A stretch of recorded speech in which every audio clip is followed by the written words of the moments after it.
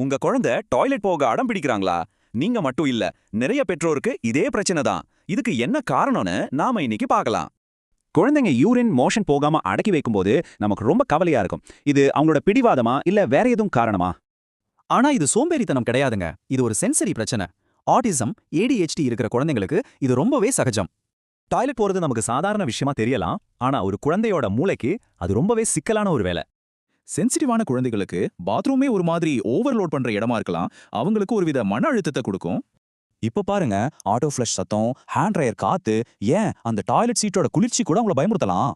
இந்த மாதிரி விஷயங்கள் அவங்களோட ஃபைட் ஆர் ஃப்ளைட் ரெஸ்பான்ஸை தூண்டிவிடும். அதனால பாத்ரூம்னாலே அவங்களுக்கு ஒருவித பயம் வந்துடும். சில சமயம் ஒரு பப்ளிக் டாய்லெட்ல நடந்த ஒரே ஒரு கெட்ட அனுபவம் போதும், அது மனசுல ஆழமா பதிஞ்சிடும். இன்னும் சில குழந்தைங்க இப்படி அடக்கி வைக்கிறது மூலமா தங்களுக்கு ஒரு கண்ட்ரோல் இருக்குன்னு ஃபீல் பண்ணுவாங்க. சரி, அப்போ ஒரு பெற்றோரா நாம என்ன பண்ணலாம்? கவலைப்படாதீங்க, அவங்களுக்கு ஒரு பாதுகாப்பான சூழலை நாம உருவாக்கலாம்.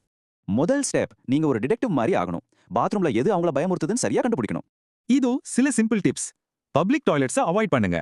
ஆட்டோ ஃப்ளஷ் சென்சாரை ஸ்டிக்கி நோட்ஸ் வச்சு மறைச்சிடுங்க. ஒரு போர்ட்டபிள் பாட்டியா அவங்க பெட்ரூம்ல கூட வைக்கலாம். அவங்க பாதுகாப்பா உணர்றது தான் இங்க முக்கியம்.